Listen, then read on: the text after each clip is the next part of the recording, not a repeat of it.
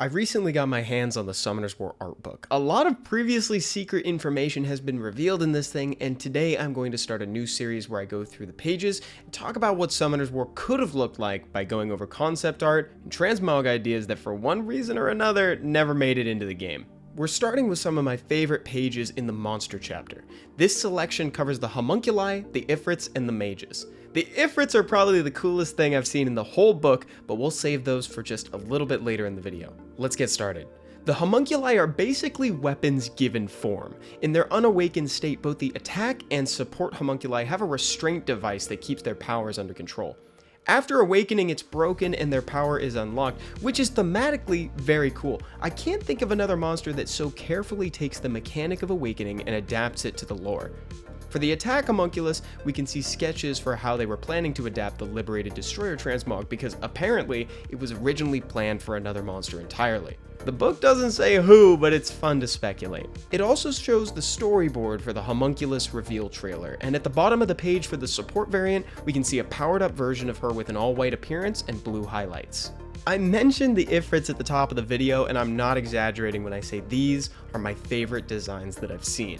The section opens with drafts for the transmogs that we have in-game. For the Keeper of Magic skin, you can see that elements from the work-in-progress ideas made it into the final one. For instance, the 3 crystals on the redesigned halo were incorporated and evenly placed at each point of the pseudo-triangle to give symmetry to the final product, whereas it seems like the vision was clear from the beginning for the Devil King transmog, though it looks like there was a version with more pronounced wings. Now for my 2 favorites of the in-game transmogs, the Halloween and the business casual skins.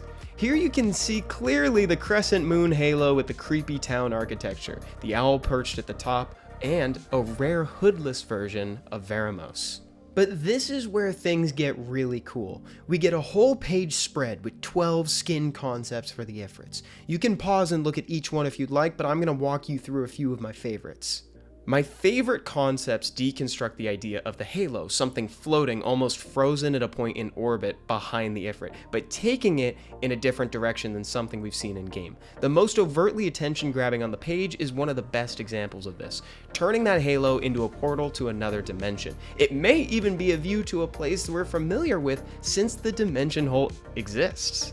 Its neighbor caught my eye for a different reason. It looks straight inspired by Game of Chairs, which is really cool because I love getting a look into where the design team draws their inspiration. There are a couple concepts that feature a chain motif for the Ifrits, and I think this is one of the more subtle and effective iterations. In it, Veramos is chained to his halo, now broken and drifting from its origin point.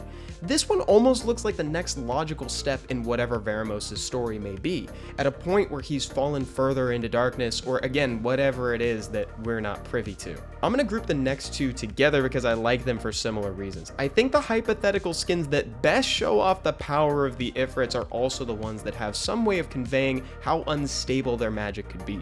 And these 2 I think do that well with the blurred elements. Like they're flooded with so much power that they're shaking to their core, growing more and more towards a critical point. In contrast, here's a concept that gives a more regal feel. It's more graceful than anything else on the page, and I wanted to highlight it because it stands out in its own way. In-game and even here, save for this one, we don't see Ifrit halos with a tertiary color combo. They're normally whatever the primary or secondary color is. This one's a dusty gold instead of a purple or gray blue. Alright, and the last one I'll talk about before moving on is this one. Veramos surrounded by floating weapons. Now that's how you reimagine a design. This one reminds me of something, but I'm not trying to violate any copyright, so let's see if you can guess what I think it's inspired by in the comments. Next we have the Mage family, who were originally going to look a lot different, but first we get a closer look at the interior of the Mage's book, and even some initial concepts for animations. The next couple pages show that the Mages were originally supposed to have an awakening that's not unlike the Pioneers. That is to say that the awakening is also meant to imply years of mastering a practice. The Pioneers start out as kids and become adults. Similarly, the Mages would start young and grow after awakening. Check this out. These could either be concepts for skins or alternate design for the awakened mages, though I'm admittedly not super sure on where these two would land on the timeline, but it seems like some design elements were adopted into the secondary awakenings of the Mystic Witches.